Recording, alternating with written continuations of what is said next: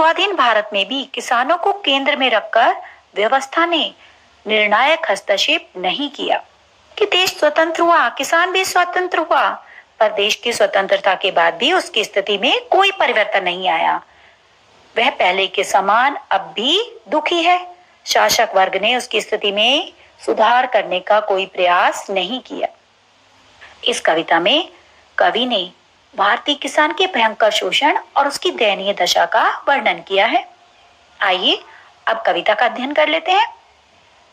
अंधकार की गुहा सरीखी उन आंखों से डरता है मन, भरा दूर तक उनमें दारुण दैन्य दुख का नीरव रूप। वह स्वाधीन किसान रहा, अभिमान भरा आंखों में इसका, छोड़ उसे मझधार आज संसार कगार सदृश बह खिसका। गुहा, गुफा, सरीखी समान, दारुण निर्दय कठोर, दैन्य दीनता, नीरव शब्द रहित, रोदन रोना, स्वाधीन स्वतंत्र, अभिमान गर्व, मझधार समस्याओं के बीच अर्थात बीच धार में, कगार किनारा, सदृश्य समान। कवि कहते हैं कि शोषित किसान की गड्ढों में धसी हुई आंखें अंधेरी गुफा के समान दिखती हैं, जिनसे मन में अज्ञात भय उत्पन्न होता है कि उसकी आंखों में अब निराशा ही निराशा नजर आ रही है। उनमें प्रकाश की उम्मीद की कोई किरण दिखाई नहीं दे रही है। ऐसा लगता है कि उनमें बहुत दूर तक कोई कष्टप्रद दयनीयता व दुख का मौन रुदन भरा हुआ है।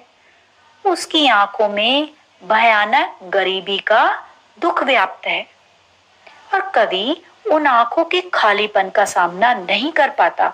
उसे उन आंखों से भय लगता है। कवि कहते हैं कि किसान का अतीत अच्छा था, कि वह सदैव स्वाधीन था, उसके पास अपने खेत थे, उसकी आंखों में स्वाभिमान छलकता था। परंतु आज वह बिल्कुल अकेला पड़ गया है। संसार ने उसे समस्याओं के बीच में छोड़ दिया है। उसकी दीन दशा के कारण समाज ने उससे मुंह मोड़ लिया है। उसका साथ देने वाला अब कोई नहीं है, कि वे सभी उसे मझधार में छोड़कर किनारे पर चले गए हैं। विशेष में आप कह सकते हैं संस्कृत निष्ठ खड़ी बोली है, कगार सदृश में उपमा अलंकार है, अंधकार की गुहा सरीखी में भी उपमा अलंकार है, दारुण दैन्य दुख में दावर्ण की आवृत्ति से अनुप्रास अलंकार है, लहलहाते विखेत द्रगों में हुआ बेदखल वह अब जिनसे, हंसती थी उसके जीवन की हरियाली जिनके तृण तृण से, आंखों में ही घूमा करता वह उसकी आंखों का तारा, कारकुनों की लाठी से जो गया जवानी में ही मारा।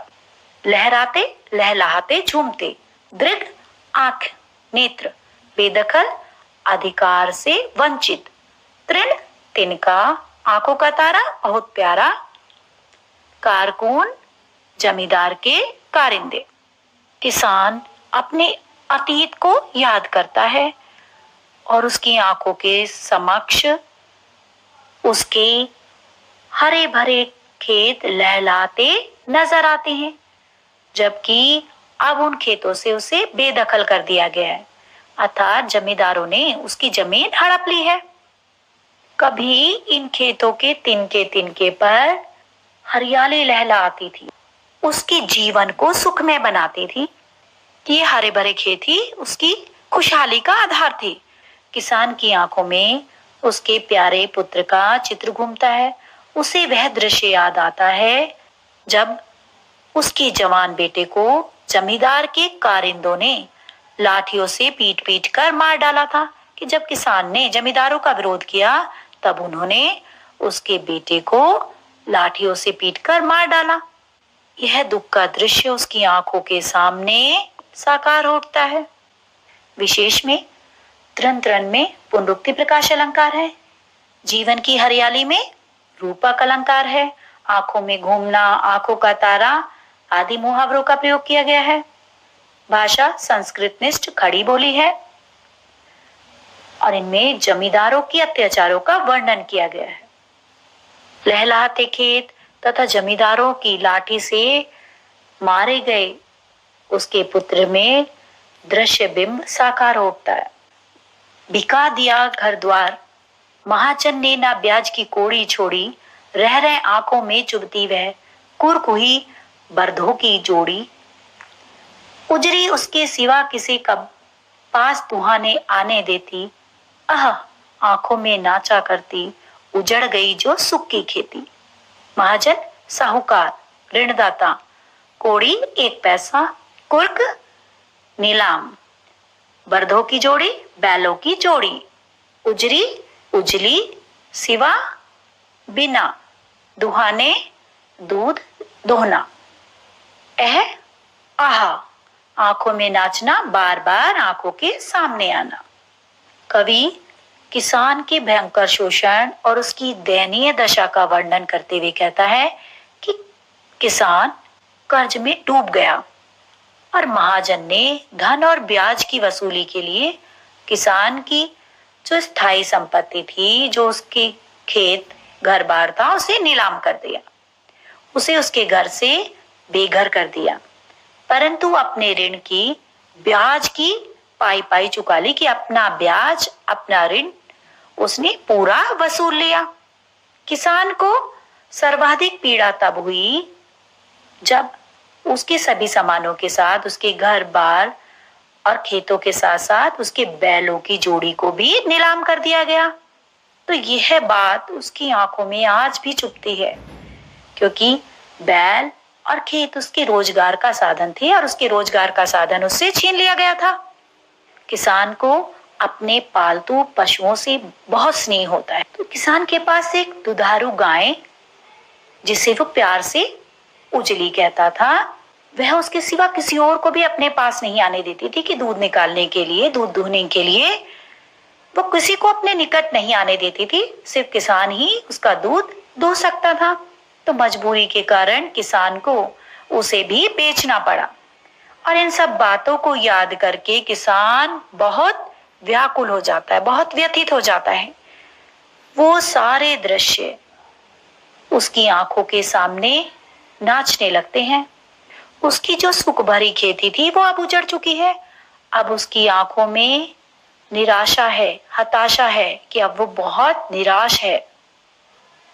विशेष में हम कह सकते हैं घर द्वार की कोड़ी ने न किसे कब में अनुप्रास अलंकार है, रह रह में पुनरुक्ति प्रकाश अलंकार है, आंखों में चुभना, आंखों में नाचना मुहावरों का प्रयोग किया गया है, बरधों देश शब्द का प्रयोग किया गया है।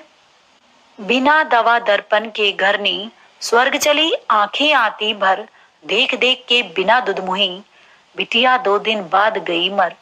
घर में विधवा रही पतो हूँ, लक्ष्मी थी यद्यपि पति घातिन, पकड़ मंगाया कोतवाल ने, डूब कुएं में मरी एक दिन।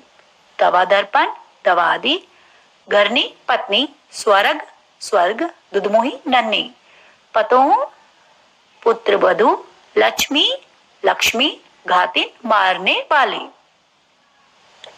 कवि किसान की पारिवारिक स्थिति का वर्णन करते हुए कहते हैं कि उसकी पत्नी अर्थात किसान की पत्नी दवा दारू के अभाव में मर गई, कि उसके पास इतने पैसे नहीं थे, इतने संसाधन नहीं थे कि वो उसका इलाज करवा पाता। तो संसाधनों की कमी के कारण वो उसका इलाज नहीं करा सका और यह सोचकर उसकी आंखों में आंसू आ जाते हैं। पत्नी की मृत्यु के बाद उस पर आश्रित किसान की वो छोटी सी नन्ही सी बच्ची भी 2 दिन बाद मर गई, कि किसान उसकी उचित देखभाल नहीं कर पाया और वह बच्ची भी मां के मरने के 2 दिन बाद ही मर गई।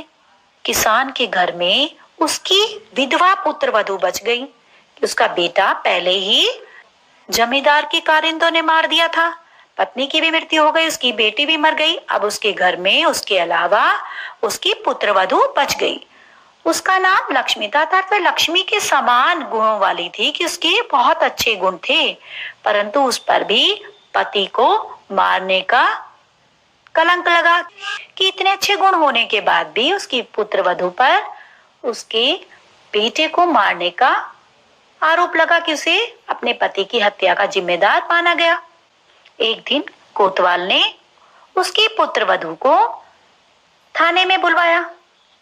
कोतवाल की उसकी पुत्रवधू पर बुरी नियत थी, उसने उसको वहां बुलाकर उसका शारीरिक शोषण किया और इसी कलंक और विवशता के कारण उसकी पुत्रवधू ने कुएं में कूदकर आत्महत्या कर ली। इस प्रकार से किसान का पूरा परिवार ही बिखर गया। विशेष में दवा दर्पण 2 दिन में अनुप्रास अलंकार है, आंखें भर आना मुहावरे का प्रयोग किया गया है। उस समय के नारी के प्रति समाज के दृष्टिकोण का पता चलता है। खड़ी बोली है, खैर पैर की ज्योति जोरू ना सही एक दूसरी आती, पर जवान लड़के की सुधकर सांप लौटते फटती छाती, पिछले सुख की स्मृति आंखों में क्षण भर एक चमक है लाती, तुरंत शून्य में गढ़ वह चितवन, तीखी नोक सदृश बन जाती। पैर की जूती उपेक्षित तुच्छ, जोरू पत्नी, सुधकर याद करना, सांप लौटते अत्यधिक व्याकुल होता, फटती छाती बहुत दुख होना, स्मृति याद, चमक लाना खुशी लाना, चितवन दृष्टि, शून्य आकाश, सदृश समान। इस काव्यांश में कवि ने भारतीय किसान के शोषण और दयनीय दशा के साथ साथ उस समय के समाज में स्त्रियों की स्थिति का भी वर्णन किया है कि किसान को अपनी पत्नी की मृत्यु पर विशेष शोक नहीं है, कि वो बहुत दुखी नहीं है, वह उसे पैर की जूती के समान तुच्छ समझता है। यदि एक नहीं रहती तो दूसरी से विवाह करके लाया जा सकता है, कि वो ये मानता है कि अगर पत्नी एक नहीं रही तो कोई बात नहीं, दूसरा विवाह करके दूसरी पत्नी लाई जा सकती है।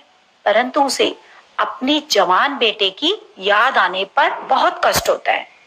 उसकी छाती पर सांप लौटते हैं, छाती फटने लगती है, अर्थात उसे बहुत दुख होता है, उसे असहनीय दुख है, उसका उसे बहुत कष्ट है। किसान जब अपने पिछले खुशहाल जीवन को याद करता है तो उसकी आंखों में एक क्षण के लिए प्रसन्नता की चमक आती है, परंतु अगले ही क्षण जब वह सच्चाई के धरातल पर सोचता है कि उसे वर्तमान में वो आता है, तो उसकी नजर शून्य में अटक कर गड़ जाती है। वह विचार शून्य होकर टकटकी लगाकर देखता है, दुखों की काली छाया उसे घेर लेती है, जो कि उसे असीम दुख देती है, और उसकी नजर तीखी नोक के समान चुभने वाली हो जाती है। वास्तविकता का आभास होने पर किसान को सुखद यादें तीखी नोक के समान दिल में चुभने लगती हैं। उसके मन में आक्रोश उमड़ आता है,